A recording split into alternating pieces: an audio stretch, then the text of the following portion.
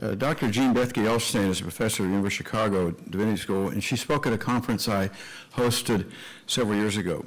And I just want to share with you something she said to begin our discussion before I introduce Nina Shay. She said this: we should always remember that when we're dealing with politics, we're dealing with human bodies, with soft-shelled, fragile creatures that can bleed. A mother in Argentina who had lost 3 of her children, all of whom had been tortured or had disappeared, said to Dr. Elshtain, what we've learned is that politics is about bodies and about bones. Now today our topic is religious freedom and U.S. foreign policy, but much of what we're talking about today is about bodies and bones, about soft-shelled, fragile creatures that can bleed. And that's the subtext behind why we're having this conversation. In fact, the bleeding is continuing even now, and many of those who are suffering are doing so because of their very strong commitment to their religious faith. Some of those who are suffering are Christian Pentecostals, others are Buddhist monks in Tibet, and still others are Muslims who suffer under Islamic societies who have different understandings of how to interpret Islam or Sharia law. But I just think it's important for us to remember that their suffering is still going on, and it's the backdrop of this whole conversation. Now, our first speaker this morning is Nina Shay. Nina is an international human rights lawyer, a senior fellow at the Hudson Institute, where she directs the Center for Religious Freedom. For 10 years prior to joining Hudson, Nina worked at the Freedom House, where she directed its Center for Religious Freedom. Since 1999, Nina Shay has served as on the Commission for the U.S. Commission on International Religious Freedom. She's been appointed as a U.S. delegate to the United Nations main human rights body by both Republican and Democratic administrations. In 1997, she wrote a book on religious persecution called In the Lion's Den, which is a standard in the field. Nina Shay.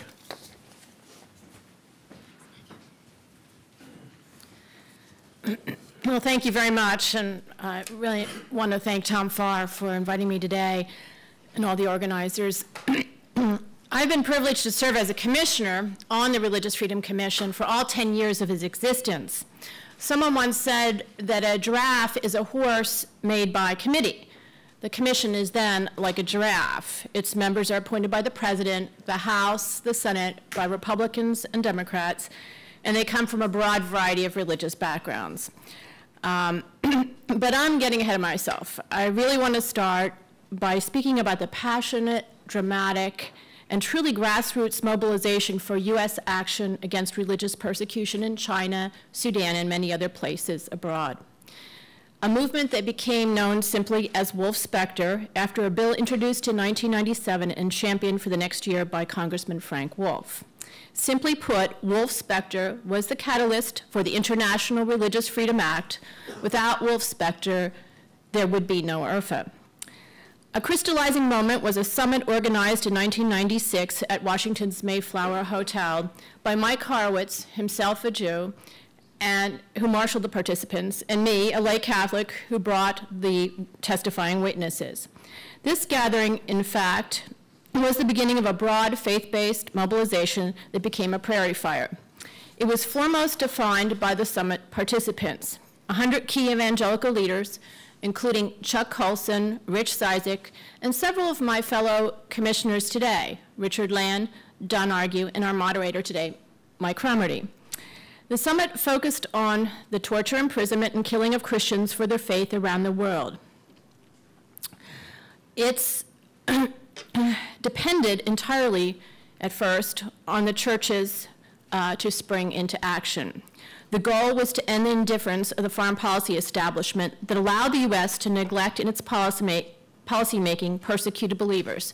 Christians, yes, but also Tibetan Buddhists, Uyghur Muslims, Baha'is, and many others. It also was nothing less than a rejuvenation of the human rights grassroots movement in the United States. Post-Cold War, post-apartheid South Africa, and post the wars, the rebellions in Central America, the human rights movement was really non-existent in the mid-90s. And this was done by attempting to rejuvenate the human rights movement, was focusing on a human right that was considered the red-headed stepchild of the human rights movement, religious freedom, something that was marginalized constantly by the secular human rights groups. The core American value, the first freedom in the Bill of Rights, religious freedom, was considered irrelevant by US foreign policy analysts, the mainstream media, and the human rights groups. The Economist recently reported that in the last 20 years of the 20th century, the 4 leading foreign affairs journals carried a total of 6 articles on religious affairs. And an infamous example was that in 1978, the CIA was offered 2 proposals to look at religious trends in Iran. They were turned down on the basis that this topic was mere sociology. A year later, of course, the Islamic Revolution triumphed in Iran. The US was caught unawares. We were more gripped by that consequences of that situation than ever today. At the 96th summit, the National Association of Evangelicals, a membership organization of over 42,000 congregations, released a statement of conscience. It pledged that it would do what is within our power to the end that the government of the United States will take appropriate action to combat the intolerable religious persecution now victimizing fellow believers and those of other faiths. From its beginning, this mobilization, like Wolf-Specter itself, was universal in its concern with all victims of religious persecution, not just Christians. And it consciously modeled itself on Jackson-Vanik Amendment, which was also universal in its scope. But a grassroots constituency was needed. It was to be found within the churches. A month later, Congressman Chris Smith held a hearing for the first time on anti-Christian religious persecution. The State Department was mandated to report on persecution against religious believers abroad to further help in the national effort to mobilize the people in the pew. The evangelicals designated a day of prayer for the persecuted church, and my colleague Paul Marshall and I each wrote books on ongoing persecution of Christians around the world and did hundreds of Christian radio shows to publicize the facts. Early on, key leaders such as Rabbi David Saperstein, Tibetan Buddhists, including the Dalai Lama himself, Baha'is, and the influential US Catholic Bishops' Conference gave critical support. The movement worked through Christian media, under the radar of the mainstream media, which generally ignored both the issue of religious persecution and this grassroots campaign. And by the way, this is the most significant since the Save Jewelry campaign in the prior decade. There was one important media exception, however. The great A.M. Rosenthal, former executive director of the New York Times, and then a biweekly columnist for the America's Paper of Record. Abe wrote his first column about the right to worship in February 1997 and wrote dozens more before his death 2 years ago. His columns were absolutely indispensable to our effort, and this was recognized when he was nominated by all of us for the Presidential Medal of Freedom in 2002. Now, personal conviction led Congressman Frank Wolf to introduce his bill. Wolf had been seared by the memories of Perm 35, Soviet prison camp in the Urals, and his meetings with Siberian Pentecostals. He had been a congressional leader on Sudan, China, and many other religious persecution hotspots, sometimes even going in personally in disguise to these places. The bill incorporated some of Mike Horowitz's key ideas, such as mandatory cutoff of not trade, but non-humanitarian assistance for the most active and worst persecutors, and preferential refugee treatment for victims of religious persecution. Both of these ideas were eventually discarded in the Senate bill, a fact that has led some to view the Senate bill as watered down. It also included an office in the administration to designate the worst persecutors and issue annual reports, ideas that were picked up in IRFA. A section on specific sanctions on Sudan was stripped from the bill by the House Ways and Means Committee under withering pressure from the trade lobby. This bill went through many drafts. Capitol Hill veteran Joseph Reed's Chris Smith's counsel did the principal drafting. He said that he had never seen such fierce business opposition before, even though Wolf-Specter never contemplated trade sanctions. At one point, language was proposed to appease the business lobby, for it to affirm, quote, the sanctity of the contract. Reese Riley noted that this would mean that the single mention of the word sanctity in a bill about religion would be in reference to commerce. He waged a successful effort against it. Another counterattack was launched by the Clinton administration. It took issue with its very premise. Secretary Madeleine Albright denounced the initiative in a November 1997 address at Catholic University Law School on the basis that it would establish a hierarchy of human rights, and she took the view that religious freedom is not a universal or inalienable right, but culturally relative. Quote, she said, we must also take into account the perspectives and values of others, end quote. Note she said this about a bill solely directed at, quote, widespread and ongoing acts of abduction, enslavement, killing, imprisonment, forced mass relocation, rape, crucifixion, and other forms of torture. Albright has since recanted and affirmed the importance of religious freedom in foreign policy in her book, The Mighty and the Almighty. And I might add the Council on Foreign Relations and secular human rights groups like the ACLU, Human Rights Watch, and Human Rights First also since this time have begun to develop religious freedom programs. Wolf-Specter easily passed the House, but it soon became clear that it really didn't have a chance in the Senate. Laura Bryant Hanford will discuss the efforts she and her husband, Ambassador John Hanford, and others took in the Senate to salvage something of the initiative by drafting Nichols-Lieberman, what ultimately became IRFA. An idea that was eventually supported by both camps was the creation of a commission. The Wolf-Specter lobby saw the commission, as it is now, completely independent of the government and with its own staff and budget, as the mechanism for lifting the issue above the State Department bureaucracy. After all, the New York Times had reported that President Clinton said that mandatory sanctions would cause the government to, quote, fudge the facts. So accurate reporting was a serious concern of ours. The commission was to recommend designations of countries of particular concern, report on persecutors, and make non-binding policy proposals. In addition, the commission, consisting of appointees by both political parties, would help to ensure continued bipartisan concern for persecution abroad. At the end of the 1998 congressional session, IRFA passed in the Senate. There would be no time for working out the differences with Wolf-Specter in conference. Time had all but run out. The front page of the New York Times had already pronounced the initiative doomed. Congressman Frank Wolf saw one last move, and with great humility, commitment to the cause, and quick thinking, he took it. On the last day of the 105th Congress, the day after the Senate action, he amended Wolf-Specter by substituting Nichols-Lieberman wholesale. As in the Senate, it passed the House unanimously. A few days later, on October 27, 1998, without fanfare, no Rose Garden ceremony, President Clinton signed the International Religious Freedom Act into law. With a hindsight of 10 years, how has IRFA fared? Certainly, religious persecution has not been reduced. In many places, it is intensifying. But this cannot be the measure of success. World forces are beyond the control of any one office or commission or even government. But it is fair to ask, has IRFA institutionalized the subject of religious freedom within the US foreign policy establishment? Yes, but it could be better.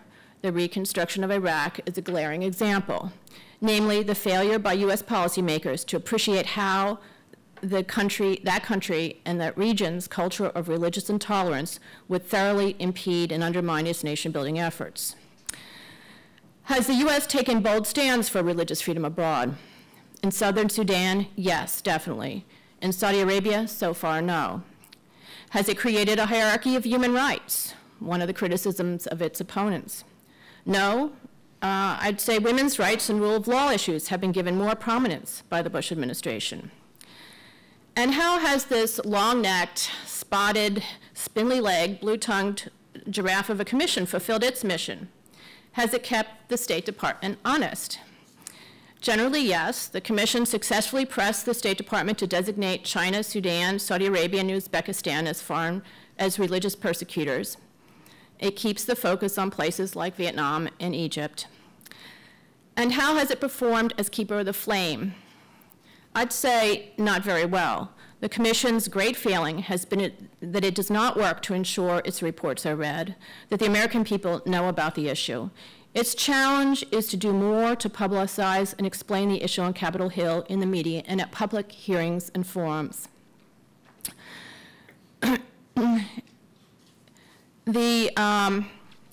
Because its recommendations are non-binding, the Commission needs to aggressively build a constituency for them.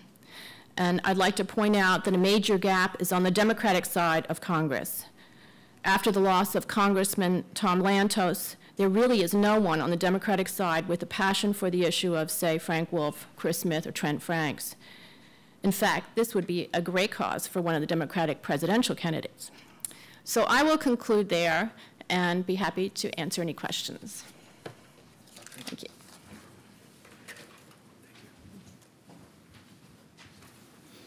Laura Bryant Hanford served from 1996 to 2001 in the Washington office of Congressman Bob Clement, a Democrat from Tennessee's 5th District. During her time on the representative's staff, she led and co-led numerous congressional efforts on behalf of persons imprisoned or mistreated for their religious beliefs. In fact, among her most significant legislative involvements was the International Religious Freedom Act of 1998, of which she was one of the principal drafters and one of the primary negotiators of the landmark act. Laura, great to have you here.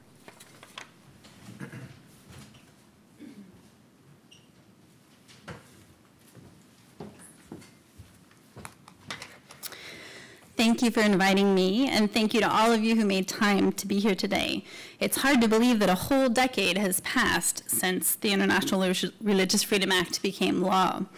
The unanimity with which it passed belies a process that was exhilarating at times and unbelievably difficult nearly always.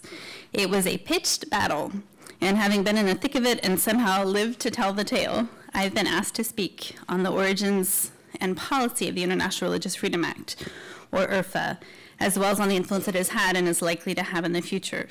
Mine is one of many perspectives, and will differ some from Nina's, but as such as it is, I'm glad to have the opportunity to share it with you.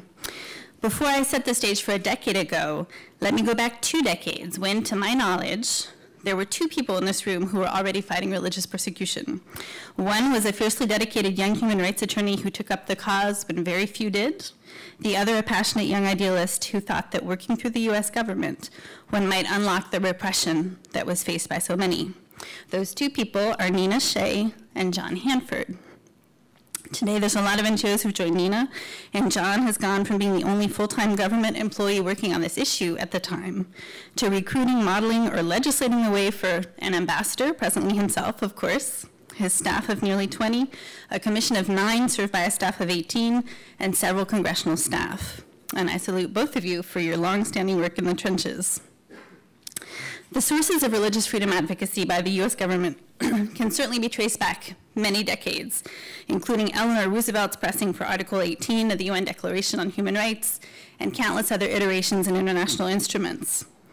I will present a little bit more of the focus from the government perspective. Fast forward to about 10 years ago, and in addition to Senator Lugar, for whom John worked, there were a handful of other members deeply dedicated to this issue, particularly Frank Wolf, Chris Smith, Don Nichols, and Tony Hall. And certainly from 1987 to the early 1990s, John's hunch that there was a reservoir of goodwill in Congress to work on this issue proved to be true. And he and others led a significant portion of Congress, working with the highest levels at the White House and Congress to effect the release of prisoners and push back repressive policies abroad.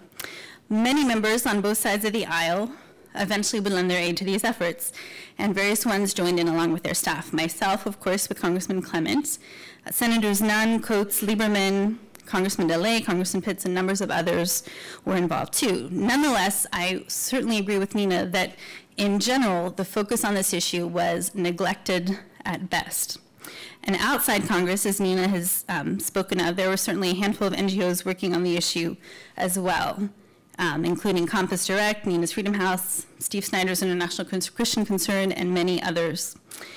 And in the mid-1990s, Hudson Institute scholar Michael Horowitz became aware of the issue and prodded other Christian leaders, such as Chuck Colson, to speak out on the issue. During 95, 96, and 97, there was a growing sense of attention to this issue. The conference that Nina mentioned, resolutions that were passed condemning Christian persecution worldwide in the House, meetings held with the White House, an advisory committee that was set up by the State Department, the study Frank Wolf requested, and many others. But in the spring of 97, Horowitz put together a draft bill which he called the Freedom from Religious Persecution Act, and which Frank Wolf sponsored. There was some discussion of the draft, a few changes, particularly as several of us became more and more concerned, both in terms of policy and viability of the legislation. But there was a desire to act quickly, and so sponsors were sought, and the bill was introduced. So to speak, the die was cast. In the Senate, the bill was shopped around for quite a while before finding a sponsor in Arlen Specter. In the House, because of Wolf's incredible record on human rights and his close relationships with evangelical and conservative groups, many of these were quickly persuaded to get behind it. Let me explain the gist of the Freedom from Religious Persecution Act. For those of you who are interested in the nitty-gritty, I would refer you to Thomas, because it has the text and the legislative history of both bills. And my perspective on this is going to differ somewhat from Nina's. But basically, this act set up a staffer in the White House, the Director of Religious Persecution Monitoring, who single-handedly had the authority to impose sanctions on any country, group, or entity he or she found guilty of religious persecution at an egregious level, so defined to include such acts as crucifixion, rape, and so on. Any such finding automatically entailed export and assistance sanctions, among others. And I would differ on, we can quibble over whether they were trade or not, but I think it was, at the outset, it did include those. The sanctions were automatic, and only a presidential waiver in the national security interest could stop them. In addition, this director could designate any community of religious believers in the world as a persecuted community, and they would automatically be entitled to special refugee status in the US simply by virtue of belonging to that community, not by virtue of their individual situation. Any members of these designated communities claiming asylum in the US would also benefit from special consideration above and beyond that accorded to other asylum claimants. There was a special section on Sudan, and the bill had no commission. It in fact had no annual report other than a report on any countries that were designated by the director. And there were no positive measures to promote religious freedom. Now, at first blush, this might sound tough, but let me parse it out a little to convey to you some of the concerns that we and the others had, and why eventually there was another bill that developed. First, the director had at once too much and too little authority. There are good reasons why we have checks and balances with no single person in the US single-handedly being able to impose sanctions and grant asylum privileges.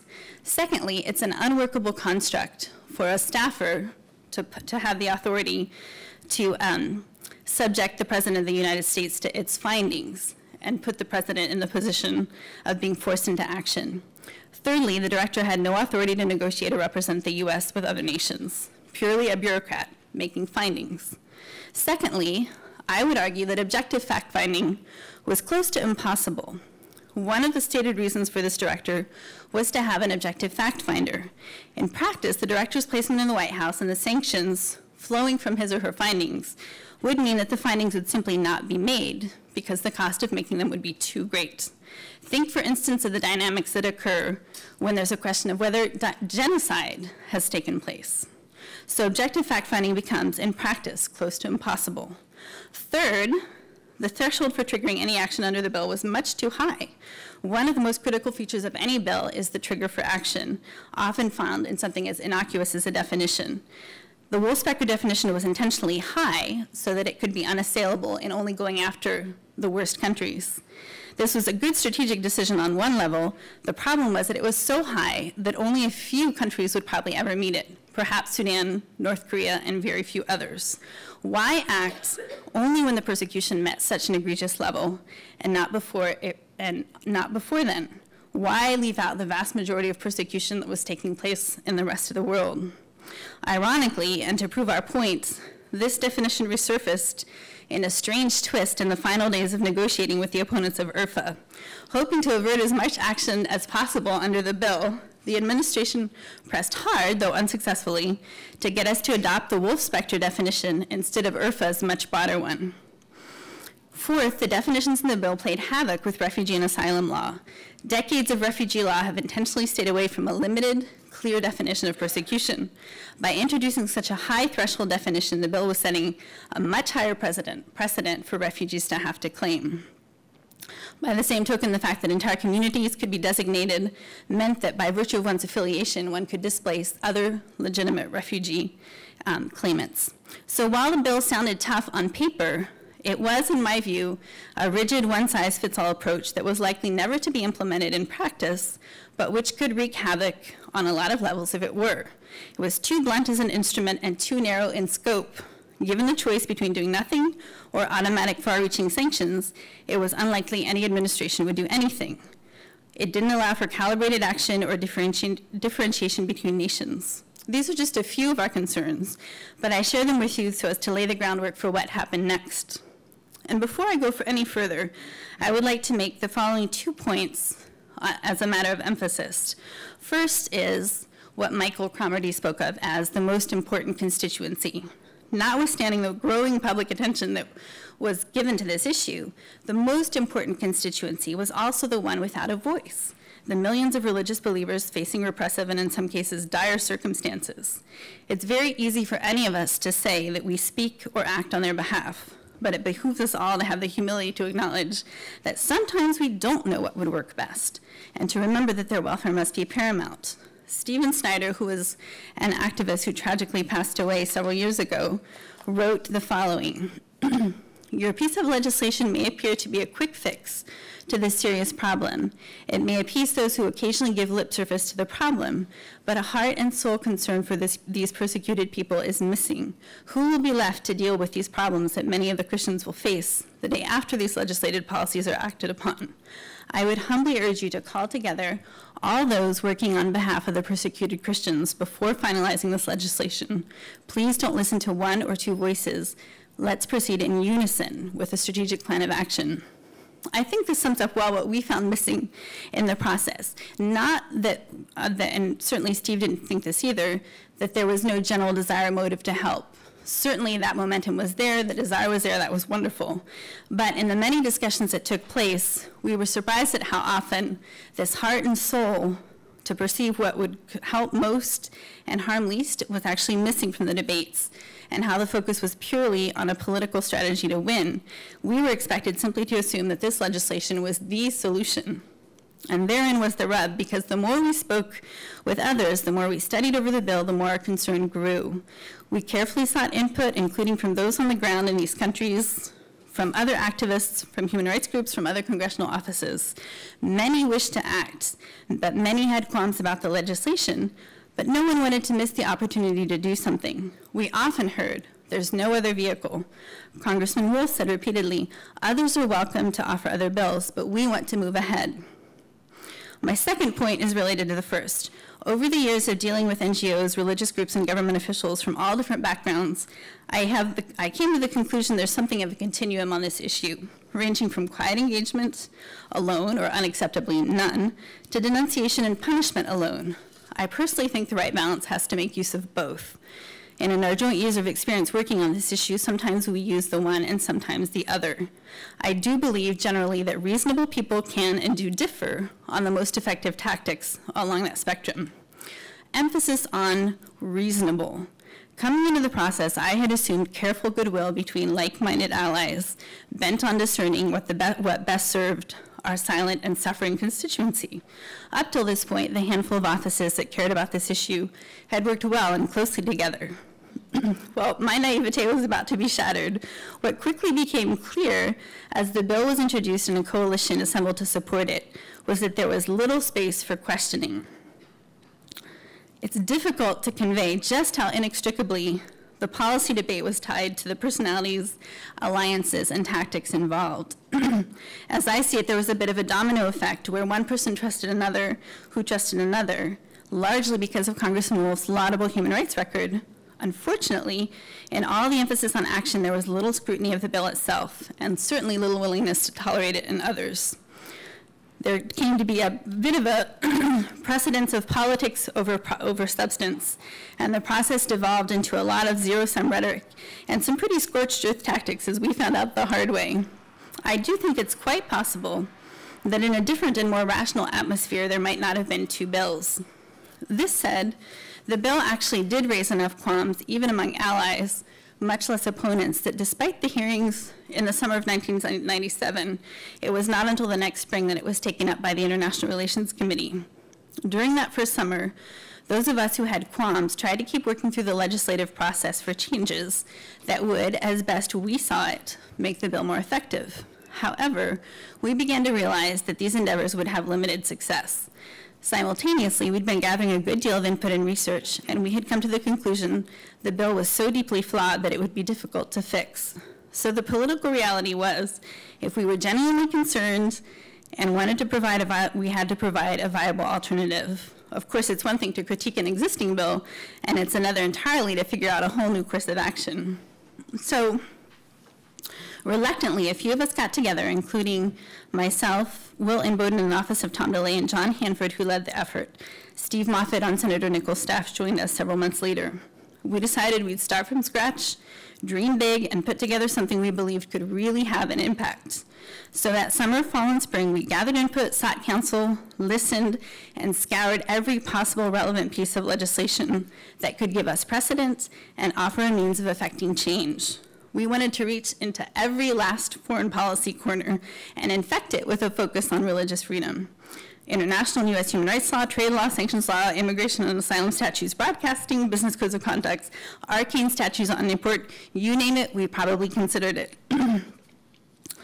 So we drafted, over the course of this time, the most effective and hard-hitting bill we thought we could pull off, but with enough flexibility and scope to affect not one or two, but every country in the world.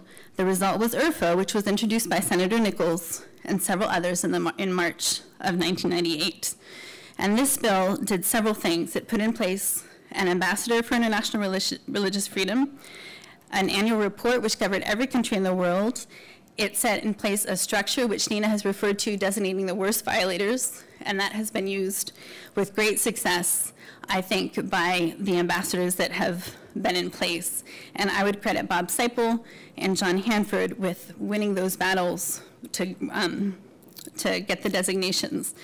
We also put in place, we drew from trade law and had in place something called a binding agreement, where the purpose was to change what was going on in the country. We felt that sanctions were the most effective as leverage, and so we put a whole process in to create leverage with the country. And that was remarkably put into place a few years ago in Vietnam when John negotiated the first ever binding agreement there. And there was a dramatic change where they were actually taken off the list, not because they became perfect, but because hundreds of churches were reopened, all the prisoners released, and decrees that were closing churches were all revoked. That's a pretty remarkable change. And that's one of the differences between the two bills. We wanted change, not punishment. And there were several positive measures.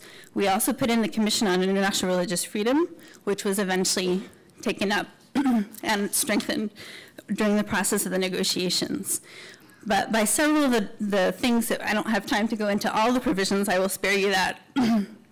But because we based our definitions on US and international human rights law and precedent, we actually got away with much tougher action, much more wide-ranging action than ever would have happened under the initial bill. And IRFA ended up reframing the debate because it was the Senate vehicle and it was almost taken up in toto and in the committee markup in the House, and so pulled Wolf-Specter very much in the direction of IRFA, so that by the time IRFA passed the House, there was some degree of similarity between the two. It was a crazy negotiating process, and we survived it by the grace of God. There were some very bizarre episodes, but thankfully it passed, and I would say that it has reached in the far corners of the world in terms of influence, because we can't tell every single discussion that is going on in every embassy and country around the world dealing with this issue because of the annual reporting requirements or the requirements for action. We can't see all the refugees that have been properly adjudicated because of the training guidelines we put into place, and many other things that, that I would love to go into more detail on, but I will pass on because I'm being told that my time is up. Thank you. Thank you. Our next speaker is Alan Hertzke, and Alan is Professor of Political Science and Director of Religious Studies at the University of Oklahoma. He's the author of several very important books on religion and politics. Most recently, his latest book is Freeing God's Children, the Unlikely Alliance of Global Human Rights, which is now just out in paperback. Alan?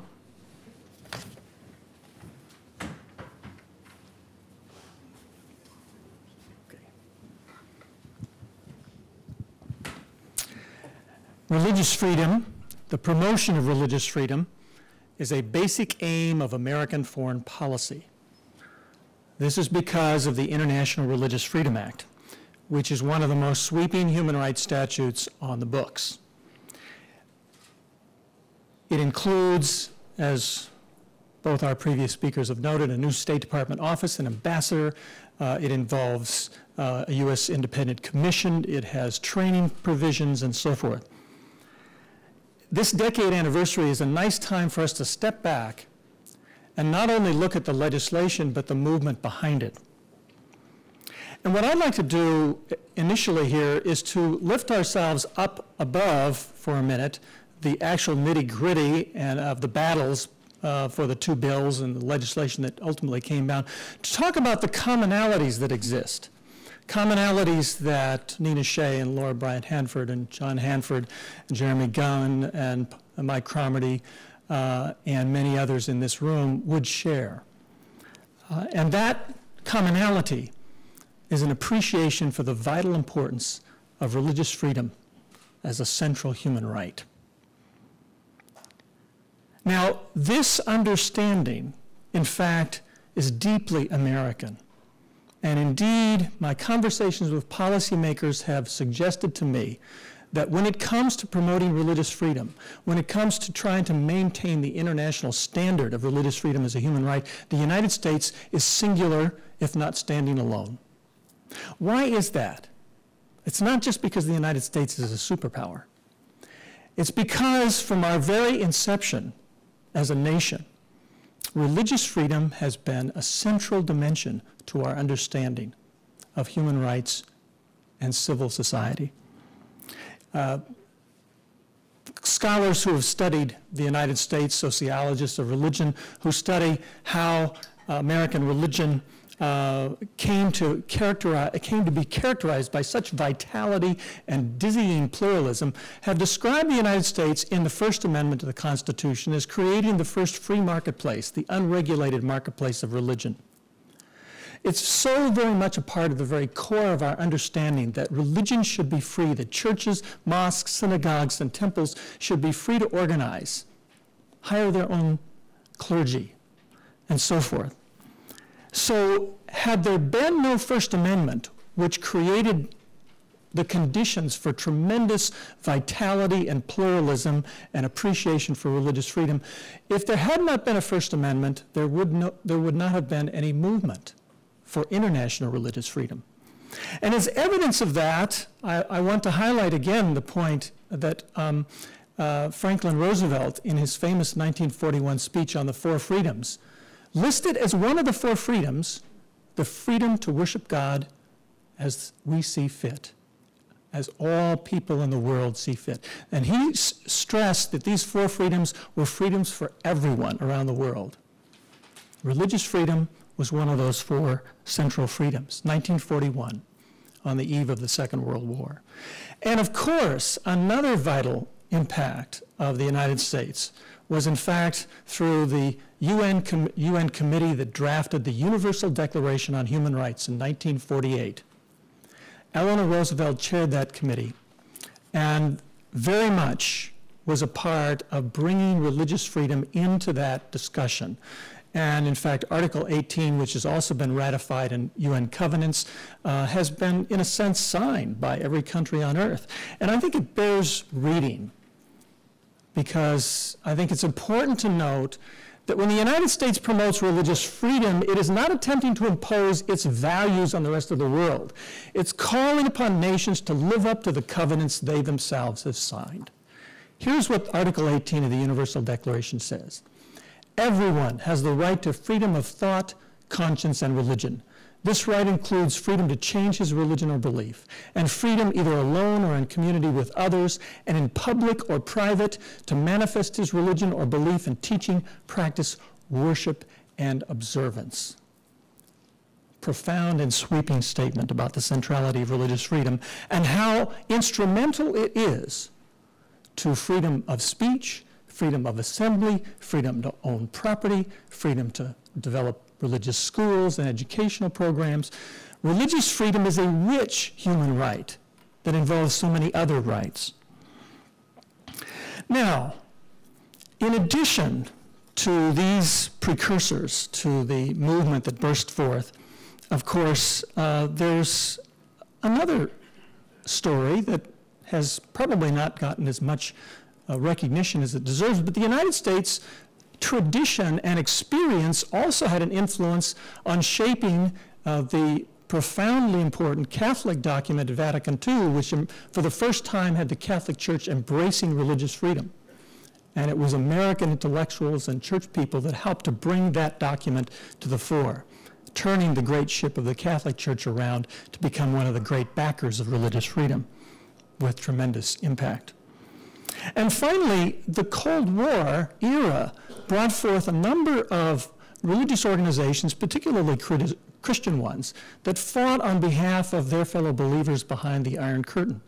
And of course, brought forth the legislation, the Jackson-Vanik legislation, which tied immigration from these communist countries to normalized trade status, used the leverage of potentially normalized trade status to leverage relaxed immigration for not only Jews but others.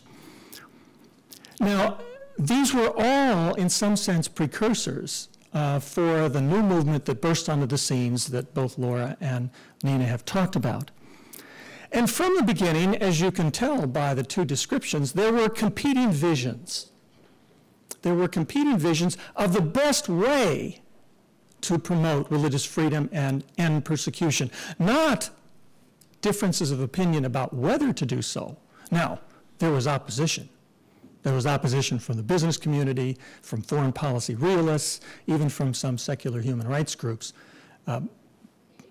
But the people who are on this panel and people in this room, the only difference of opinion was the best way to approach the issue. Now, these two visions, this is an oversimplification, but in some sense, these two visions fell down on the following lines. The one was viewed itself as tough, as involved in naming, shaming, and sanctioning those countries that persecute religious believers. Perhaps blunt, tough. The other saw itself as promoting religious freedom more broadly, using a calibrated approach and quiet diplomacy to promote religious freedom. And these two visions found themselves ensconced in two different bills, one in the House, one in the Senate. And in such an interesting way, as a political scientist who studies Congress, it's interesting how it really operated the way the framers of the Constitution suggested it would. The House responded immediately with sort of the passions of the moment, with legislation that seemed to have a dramatic or potentially dramatic impact. The Senate took the slower route, said, wait a minute, slow down, let's take a look at this. Let's see if we can come up with perhaps a better vehicle. Now, these different visions not only found themselves in two different pieces of legislation, but continue in the implementation of the legislation. For example, the two ambassadors at the State Department have generally followed the policy of engaging in quiet diplomacy with other countries, using the threat of sanctions to be sure, but primarily interested in trying to shape and change countries' behavior through the routines of diplomacy, and perhaps training of State Department personnel, reporting, and so forth. The U.S. Commission on International Religious Freedom which was during the Senate consideration given an independent budget and made independent of the State Department, and now operates as a sort of watchdog. The U.S. Commission operates a little bit more with the vision of naming, shaming, and potentially offering or proposing sanctions, perhaps a tougher approach. And the Commission has really pressed the State Department to name countries of concern, to make sure those countries that practice egregious persecution are in fact named and potentially sanctioned. Now, in some sense, what operates is a classic good cop, bad cop kind of dynamic, which I think is very potentially helpful. The ambassador for international religious freedom or staff at the State Department can legitimately tell other countries, look, if you don't change your behavior, I can't control the Commission. They're going to publicize your behavior, and you're going to get bad press. You're going to be named and shamed. So in that sense, I think the legislation had a certain genius. Now, the impact. To what degree has it worked? There are differences of opinion, obviously, about that. But I think it's clear that it has created greater awareness and exposure of the importance of religious freedom and the reality of religious persecution. Now, certainly when President Bush sits down with the Chinese leader and expresses his desire that China open itself up to greater religious freedom, I think that's a notable thing. When in fact President Bush insisted on speaking to the Chinese people about religious freedom, I think that's notable. I think the legislation did help to not really set, but to reinvigorate the international norm of religious freedom. Dissidents and prisoners around the world know that there are people on their behalf. And there's an ancillary benefit to the fact that the State Department every year must produce a report reporting on the status of religious freedom in every country, which is that now our diplomatic personnel must understand the religious dynamics of their countries, something that has not always been the case. On the ground, although there are differences of opinion, I think there has been some progress in places like Vietnam with respect to textbooks that Saudis not only export but use in their own country that preach enmity toward Jews and Christians and so forth. So I think there has been some tremendous progress. Now, has the legislation lived up to its backers' hopes? Well, I recall watching a press conference after the legislation passed under a bright October sky on the front steps of the Capitol, and eloquent speeches were given about how this was signaling a message to the world that America was placing its imprimatur on behalf of religious freedom. Has the legislation lived up to that high hope? No. It hasn't lived up to that kind of expectation yet, which is, I think, why it's a good time to step back and say, what might we do in the future? The State Department Office of International Religious Freedom, for example, to a certain extent is somewhat of an island within the State Department and is not integrated at the very, very high levels of diplomacy. And I think one of the things that might strengthen the law is to ensure that that happens. The U.S. Commission does not have the kind of visibility that its advocates had hoped. Some of the advocates suggested that the Commission should have the kind of visibility that the Civil Rights Commission in the 1950s had when it was chaired by Father Hesburgh and really went around the country raising the issue of discrimination against African Americans. Realpolitik and business interests continue to press against implementation of this law in a vigorous way. Congressman Wolf has lamented the fact that not only has there been opposition continuing to press against the vigorous implementation of the law, but less members of Congress are concerned that the movement seems to have dissipated somewhat. I think North Korea is a good example. While there is a North Korean Human Rights Act that came out of this movement, it does not appear right now that human rights are a major factor in negotiations over the nuclear issue in North Korea. And indeed, the rise of Islamist extremism and militancy, in some sense, has presented even new challenges to religious freedom.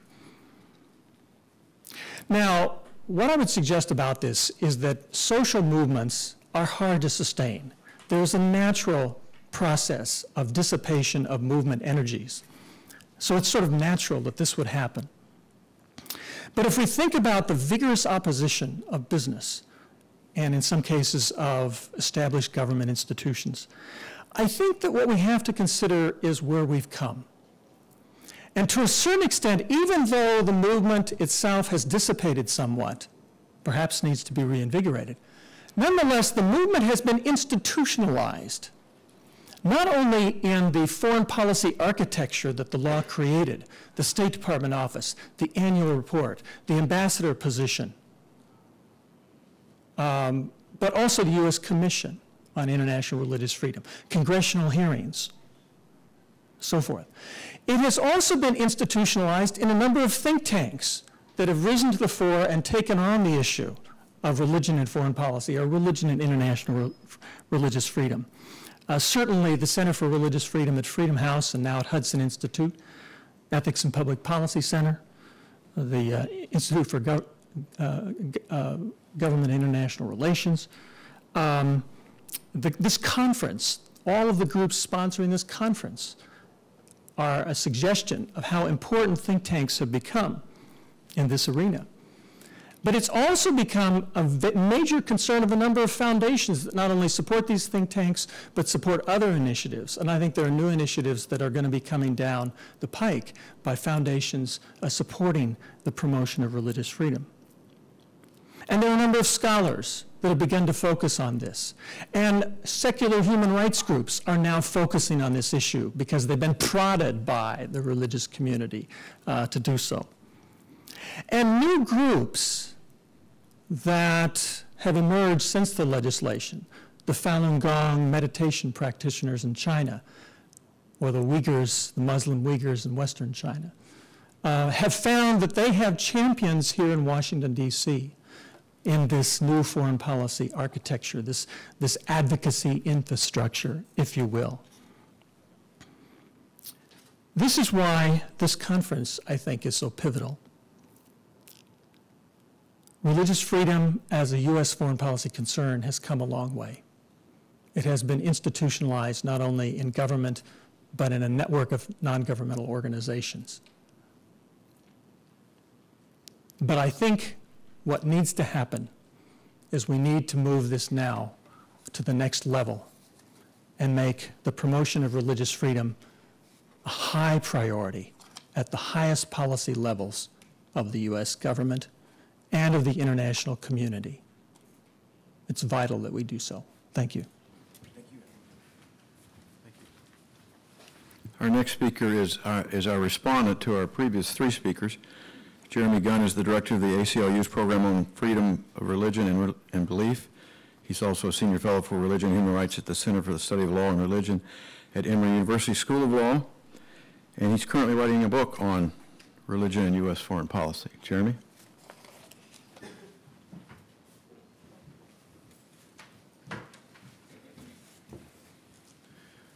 I don't know if you have noticed the way I have noticed, but there has not been one applause for anything this morning. And I am wondering if that is because of the hour in which we're started, and some of you have not yet awakened. I don't know whether 8:30 is supposed to be a Puritan hour or whether it's supposed to be a Jesuit hour, but here we are with no applause and people nodding either in agreement or in nodding off. In 1998, I was working at the U.S. Department of State in what is now the Office of International Religious Freedom. That was the time when the debate was taking place on what became IRFA. So I was there while the negotiations were taking place. I had nothing to do with the negotiations whatsoever. I heard about them from time to time. Anything that is good or bad in the law, I had nothing to do with personally. But I have come out since that time both to understand a little bit more about what was going on, as well as to develop some opinions on the issue. Let me say a couple of things sort of in terms of prelude. I think two of the people who are most responsible for the United States having the focus that it does now on religious freedom are sitting on the panel, Nina Shay and Laura Hanford Bryant. Hanford, excuse me. I think that they, in different ways, had an enormous influence on the United States, and in many ways influence for the good. I do have some questions about that, but I think they both should be congratulated for it. I mean, we would probably not be meeting here today without these two women. So that's an important, thing to take note of. I think it's also very important to take note of the fact that religious freedom and freedom of religion and belief are extremely important human rights. They are fundamental human rights. They are basic human rights. They are violated all over the world. It is a serious problem, and it needs to be taken seriously. And I take that as part of a starting point to make some suggestions about how things perhaps might be conceived a little bit differently from some of the discussion that we've heard today. Religious freedom has been an issue for the United States for a long time. We just heard from Professor Hertzke talking about it being one of the four freedoms. It has been raised many times. If we were to look at the world in 1990, there was very little major public interest, either in the United States or abroad, on the issue of religious freedom. I started becoming involved in the issue in the early 1990s, and there was very little interest internationally, very little interest in the United States. By the year 2000, that had changed, and it had changed rather dramatically. There were many international organizations that had focused on it. We had the International Religious Freedom Act, the OSCE, the Organization for Security and Cooperation in Europe, which I've been involved in for many years, went from doing virtually nothing on this to turning it into a priority issue.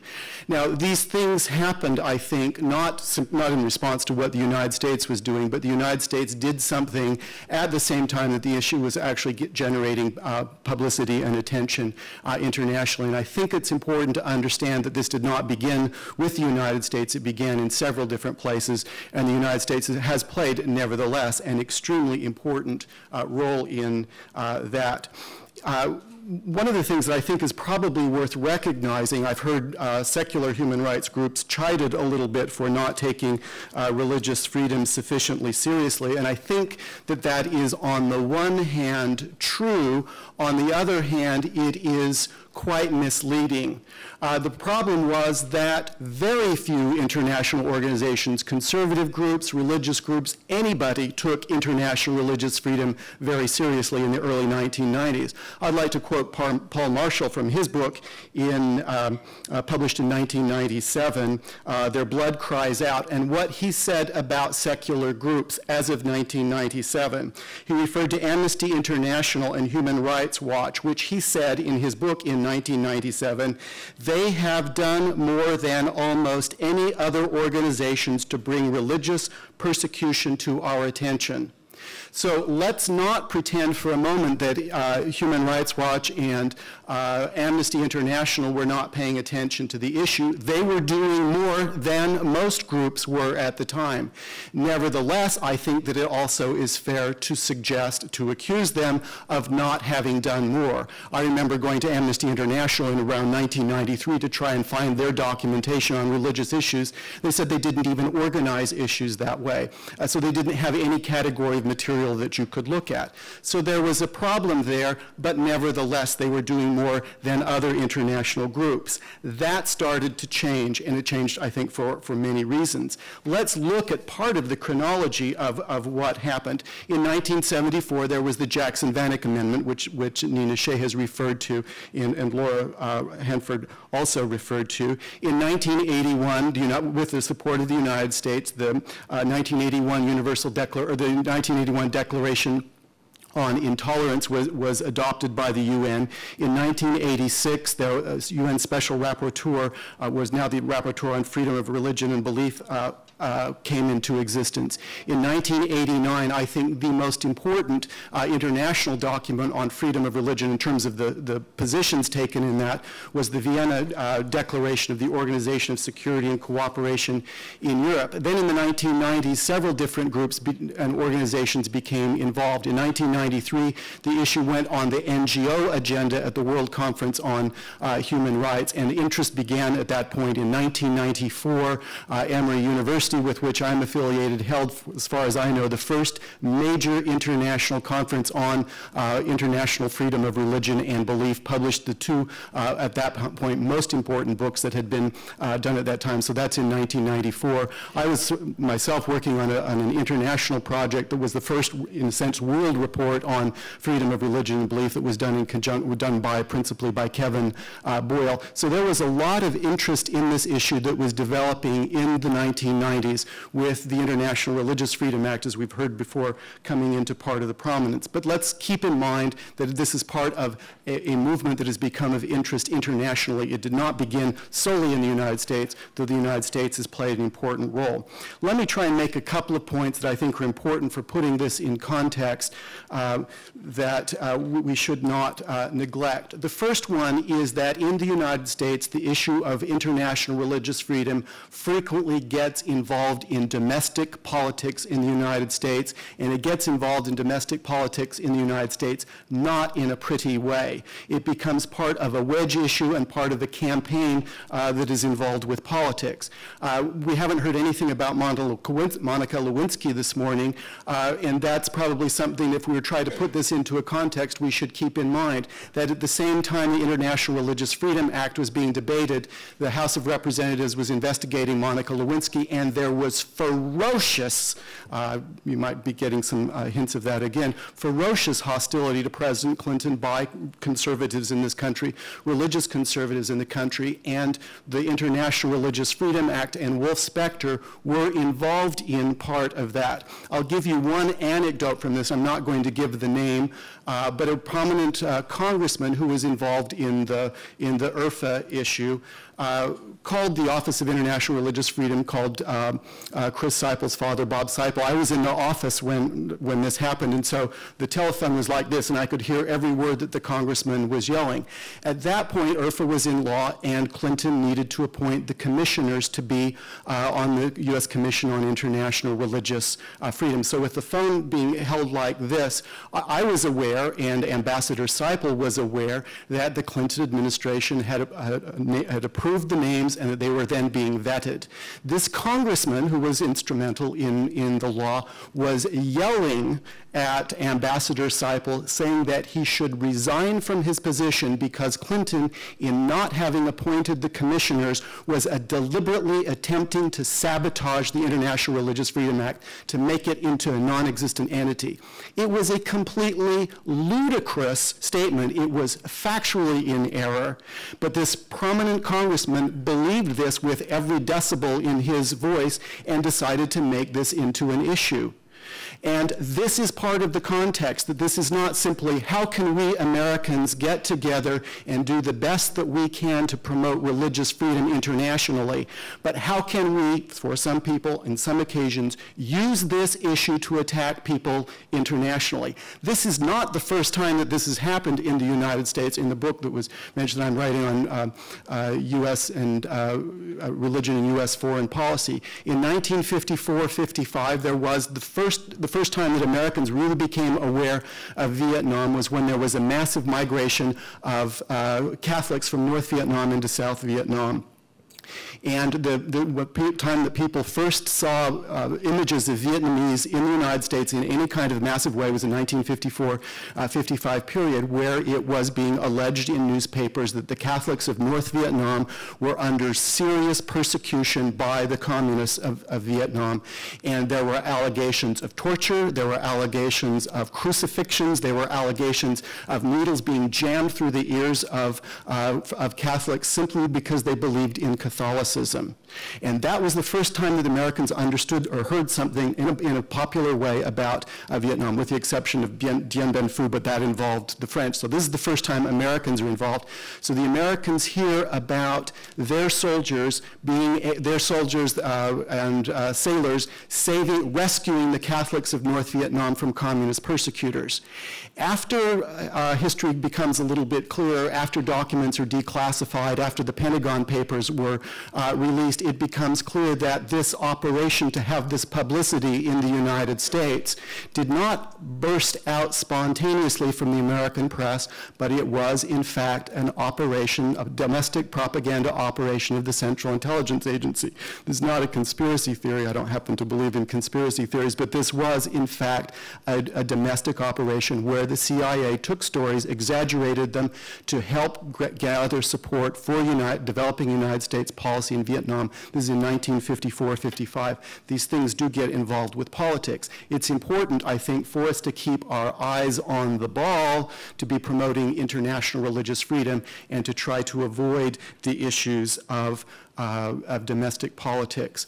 The last point that I would want to make, and something that I think is particularly important, that I haven't heard emphasized here today, but I think is one of the keys that we need to keep in mind, is that religious persecution or religious discrimination does not hang out there all by itself as an entity that needs to have attention focused on it simply because there is this neglected human rights. In every country that has been named today as being a serious abuser of religious freedom, and I'm in agreement that each one of these countries has a serious problem, whether it's Sudan or China or North Korea or Saudi Arabia. There are serious problems of religious persecution in these countries, no question about it. But in each one of those countries, they have a whole host of human rights abuses. Countries don't say, what can we do to persecute some group? Well, let's choose religious people. It is part and parcel of an entire pattern of abuse of human rights. In every one of those countries, religious freedom is one of the human rights that is abused. Now, I don't think there is anything wrong with singling out religious freedom as an issue to devote specific attention to, and I think that that's appropriate. If attention is devoted to it as if it is somehow by itself unrelated to other issues, then I think that that is a serious mistake. That governments that are abusive don't just decide which kind of abuse they want, they abuse generally. And conservative groups that become interested in issues related to religious freedom, I say more power to you, you should do it. But the problem of persecution and the problem of human rights abuses does not begin or end with religious freedom. It is the whole host. When groups focus on religious persecution, as if it is the only right that matters, or that it is a right that matters apart from all of the other rights, I think they become counterproductive, because in other countries it is perfectly clear that there is a whole network of problems. There's a whole host of interconnected issues, and it is better to focus on human rights issues as a whole rather than to simply single out religion.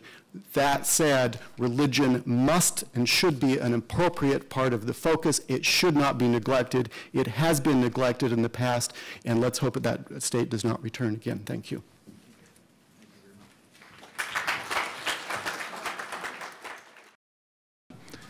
The movement that burst forth to focus on religious persecution actually had legs, and the same unlikely alliances that formed between conservative evangelicals and Catholics and Baha'is and mainline Protestants, Episcopalians, and so forth, the same movement of unlikely allies then moved to other issues. And probably one of the important legacies, which I think is not fully appreciated, is that the heavy focus the State Department now has on trafficking came out of this same movement. And in that sense, the promotion of religious freedom was instrumental to focusing on other issues. Yeah. The second point is that the movement after IRFA then focused on legislation on Sudan and the genocidal efforts by the Khartoum regime against southern Sudanese Africans. And that resulted in the passage of the Sudan Peace Act, which both the movement and that act and then pressure from the president's office led to a fragile peace that ended a 20-year civil war in Africa. So I do think that focusing on religious freedom in a singular way is important, because I think that it actually is a linchpin for many other human rights. And so I think it ought to achieve that kind of prominence. Nina Shay? Yeah, I also want to say that while I agree with most of what Jeremy said today, He does seem to be fighting that same fight of 10 years ago, or that debate in the abstract at that time about whether singling out religious freedom would lead to a hierarchy of human rights. And I think with 10 years behind us, we see that it hasn't, that there really hasn't been an undue focus on religious freedom to the,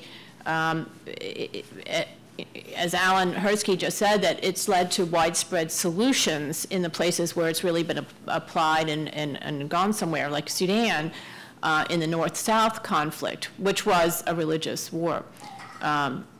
It was a war that was over whether the non-Muslim South should submit to Islamic law.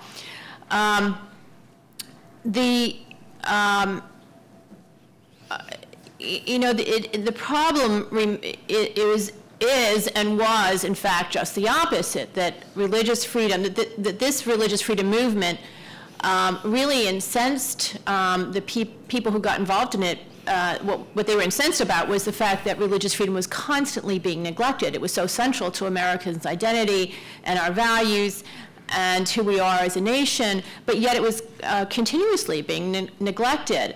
You know, we see it in the United States, democracy building projects today. We see it in, for example, rule of law programs that are going on in Saudi Arabia. How can you have a rule of law program when the whole premise of the law is religious law there, without really tackling the content of pluralism, some of those laws, pluralism, equality, individual rights, or the fact that I think one of the secular human rights groups came out with a report on journalists imprisoned in Iran without ever mentioning blasphemy or apostasy. And many of these journalists were being imprisoned and tortured and even killed, and scholars, because they were accused of religious crimes. And so it would be like discussing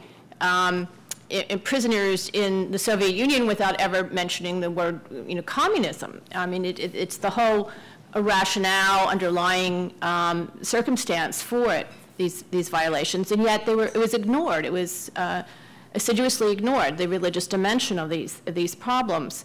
And I remember back 10 years ago going to meet with and brief the new outgoing U.S. He was going out to his post in China, and he had been briefed for days and weeks, months by the State Department. And I had with me a Christian leader, and he started talking about the house church movement in China, which was vast, with, you know, tens of millions of followers.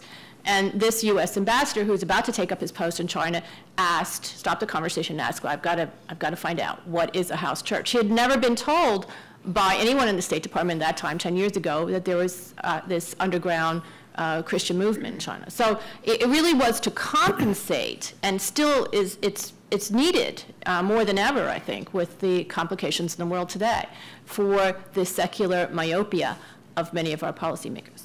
Thank you, Nina. We want to get the audience in now, if we could. Oh, I'm sorry. Okay, Lauren.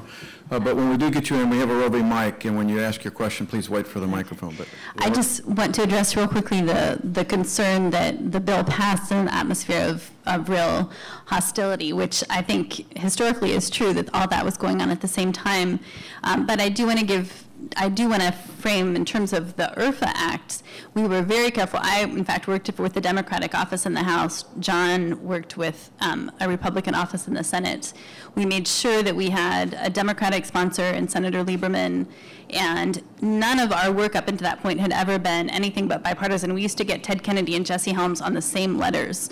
And so I think, to be fair as well, I would just want to give credit where credit is due and say that some of the most professional and dedicated people that we worked with were part of the administration. People like Alex Arriaga, who now works with Amnesty International, people like Mike Dennis, who was one of the negotiators. We actually became friends with a number of these people that were on the other side, but because of their dedication and the respect that was shared, they did play a significant role, I think. So I just want to give credit where credit is due and say that it wasn't all the wicked administration against the heroic rest of the coalition. Yeah, I would add Ambassador Dick Shifter to that list too, who really saw the importance of this issue. But I just think that, you know, to clarify further, the highest levels, at least initially, in the administration at that time, was opposed in principle to this initiative, as I mentioned in my talk. The second thing I want to clarify is that I really was not engaged in the drafting at all. I was involved in the mobilization of the grassroots during those years. Okay. I want to get, Jeremy, we'll get your response in a minute from what you just heard, but I want to get the audience in here now. And Tina, wait for the mic, please. Just hold your hand up till he sees you. Thanks, Michael. Is it on? Yeah. Feel free to stand. Okay. And identify yourself. I'm Tina Ramirez, and I work for Congressman Trent Franks, and I work on international religious freedom issues for him. I'm glad that somebody brought up a question about why religious freedom hasn't been addressed in the Democratic and the Republican parties, because I think having working in Congress, this is a major issue, and I wanted to ask you to address a little bit further, and if I could just go back and make a couple of points, if that's okay, just to. Well, we're really looking for questions. Yep, Tina. I'll frame the question. Okay. The question is why. Sorry.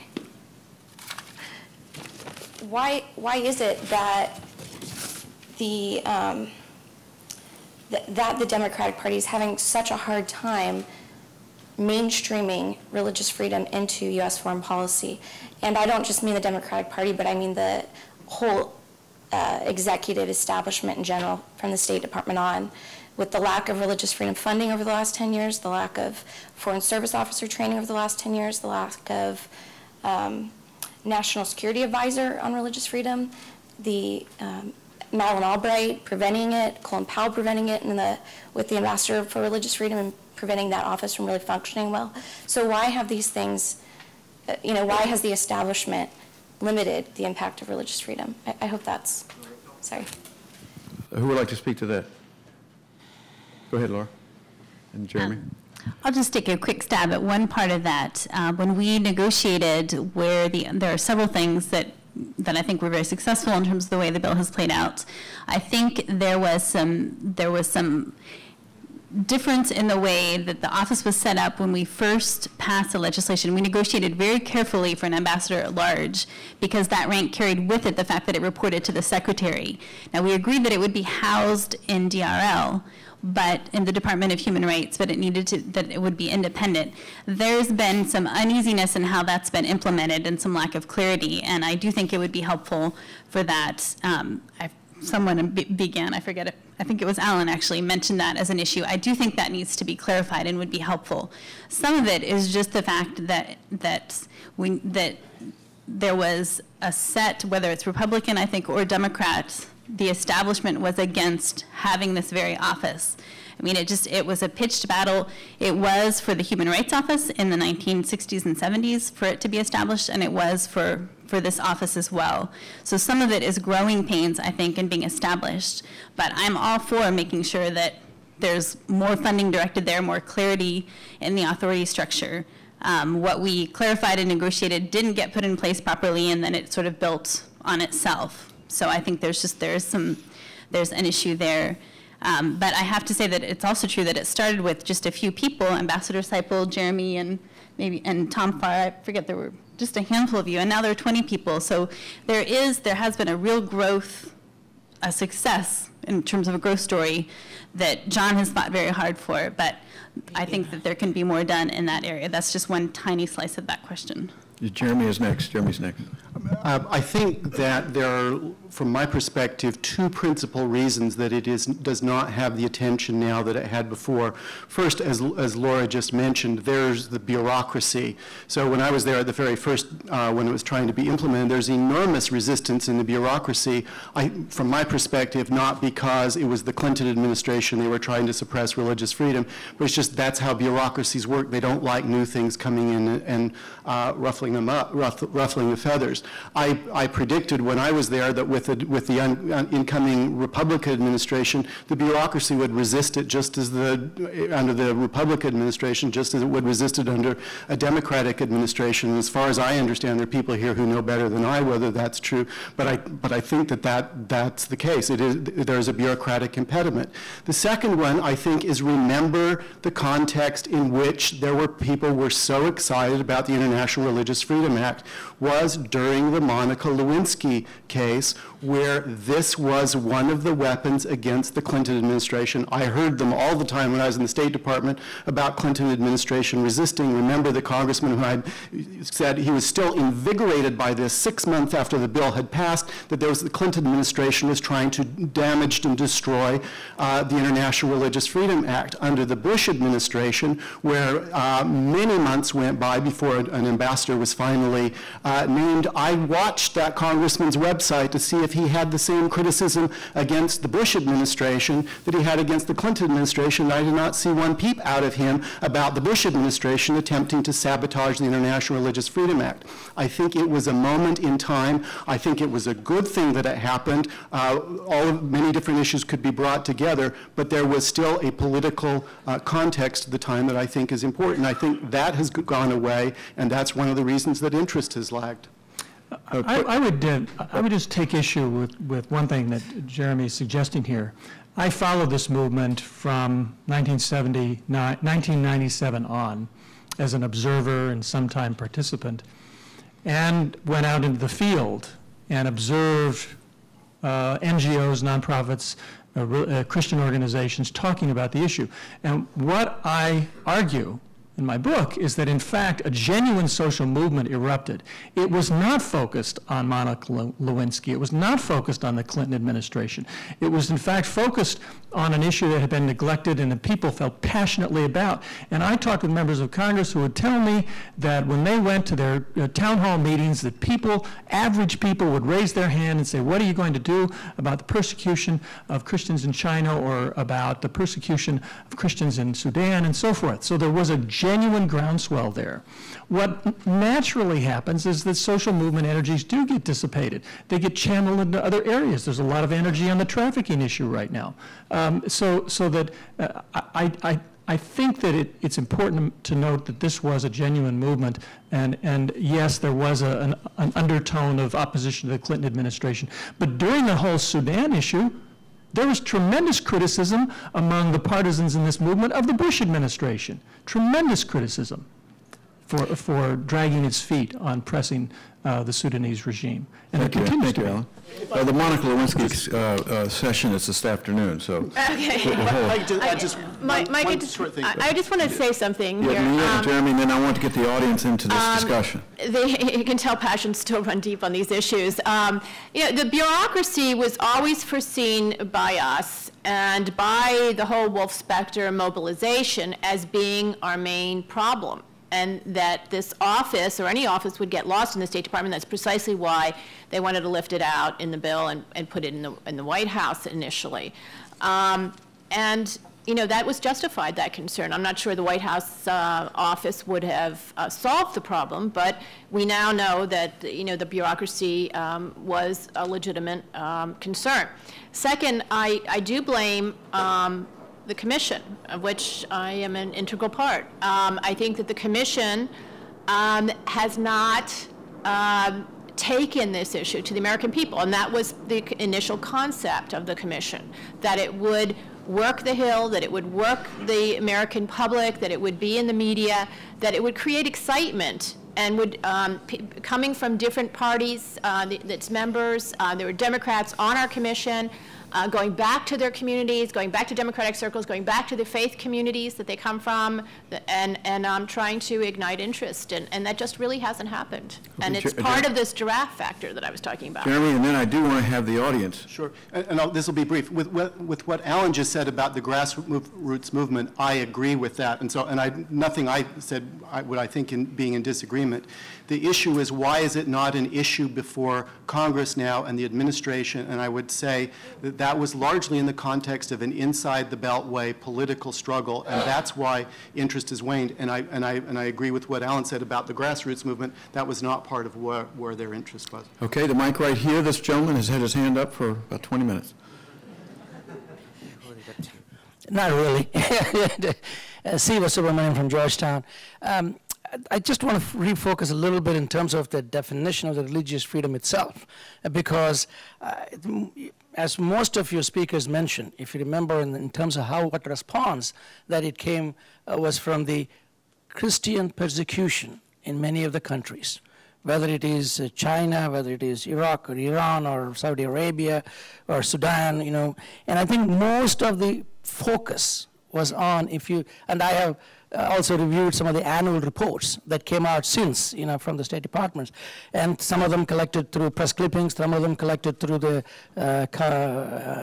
ambassadors' offices, was focused on that and that only. But the religious freedom is a lot more than just Christian persecution in the countries, and response of what the segments that Jeremy was talking about to that in terms of what America should do. So there was some basis as to why this came, was also narrowly based, not necessarily a broad-based that the United States has to do this the right way, and including in terms of 410 religions have become extinct in the last 60 years. And these are indigenous things. How does this Religious Freedom Act going to help prevent further extinction of other religions? The panelists will comment on that. I will also, if you read the annual reports of the Commission, you will not to see focus on Christian persecution. You must read the reports, sir. Everybody is covered. But go ahead. Nina first. Yeah, I was going to say the reports of the Commission, the hearings of the Commission, the reports of the State Department cover all the religious groups that are persecuted in each country. So that's simply not true. There was a strategic mechanism of involving the churches to be the grassroots mobilization at a time when the human rights mobilization in this country in post-Cold War, post-El Salvador, post-South Africa was moribund. So yes, we needed Christians to understand what was happening to their own people abroad, their own co-religionists abroad, but from the very beginning, from the National Association of Evangelicals statement in 1996 until the Wolf-Specter and until IRFA was always universal in its concern for all religions. And in fact, we had the Dalai Lama giving a letter of support to the movement very early on as well. Quickly, everybody please be concise. We've got to get other people in. Just a historical note, I think that impression was given in part because of the emphasis initially, the resolutions condemning Christian persecution worldwide, the focus on it. And also, it is true that the Wolf-Specter bill that was initially introduced focused on those communities, named them by name, and there were certain resolutions that covered that. So there was a distinct focus there. That, in fact, was one of the things that we were troubled by. In the findings. But also, actually, if you look at, I have the text here, so I'd be glad to refer you to it. But in terms of the actual places that the director was supposed to make the initial findings, that's correct. One of the things that we wanted to make sure was that the definitions that were used were those of international religious freedom, and that there was no particular community that was designated as more important than another. Okay, I think we've got, that point's been made. Thank you. Next question, where's the mic? This lady over here has been waiting for some time. Thank you, ma'am. Haddad from Georgetown University. I do a lot of research on Muslims and the issues that have been raised by the Freedom of Religion Act. And what it has done is it has spawned a lot of literature about how Islam provides more freedom of religion than the United States. And therefore, they have accused both the act and those who promote it, as well as the reports by the State Department as being hypocritical.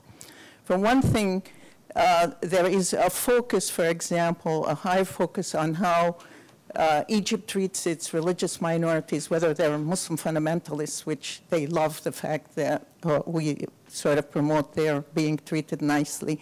But there is not an equal emphasis on Israel and how it discriminates against its Christian and Muslim population, and the fact that it dispossesses them, the fact that Israel has 66 laws on its books that discriminate against Christians and Muslims because they are Christian and Muslim. And so if you look at that literature, you have made my life terrible, because I have more than 50 books and lots of articles that sort of talk about this hypocrisy.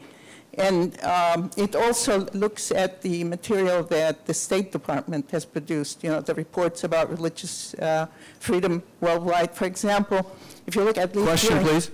Yeah, during the first 2 years, whether the report mentions that if you have a swastika in a synagogue, it is anti-Semitic, and then it reports that if you have a swastika in a mosque, it's ethnic rather than religious discrimination. Why is there a discrepancy in how these, these reports report that kind of discrimination? Thank you. One thing I would say is that one of the most important stories with respect to the denial of religious freedom is the fact that many Muslims around the world do not live in conditions of religious freedom. That apostasy and blasphemy laws, extreme Sharia, are used against dissident voices in the Muslim world. And I think a very significant issue is the problem for Muslims of religious freedom in lands that are under pressure by Islamist extremists.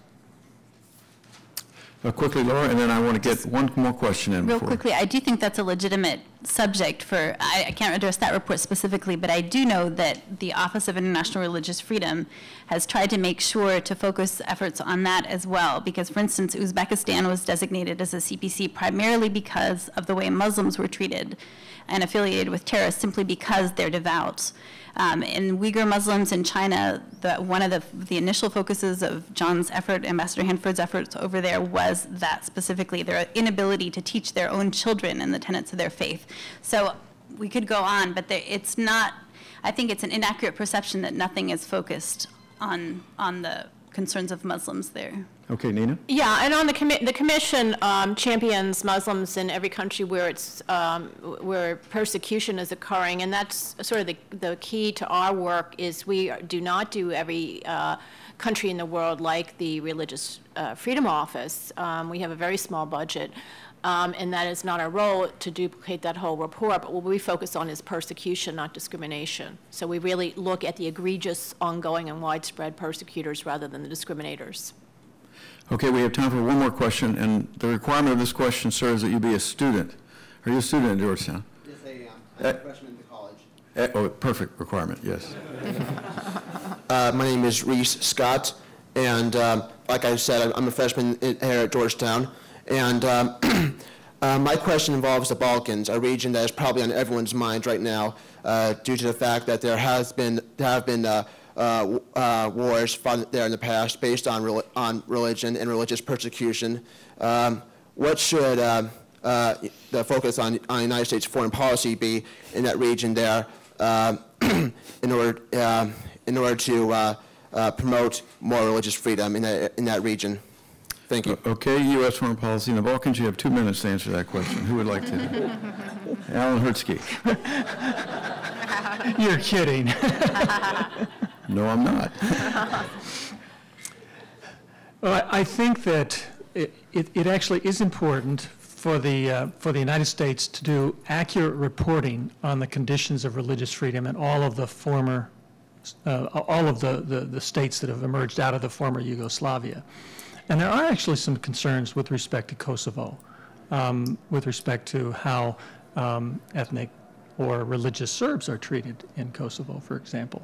And I think that whatever foreign policy goals the United States might have, religious freedom, in my judgment, should always be a part of the calculation, and it often is not.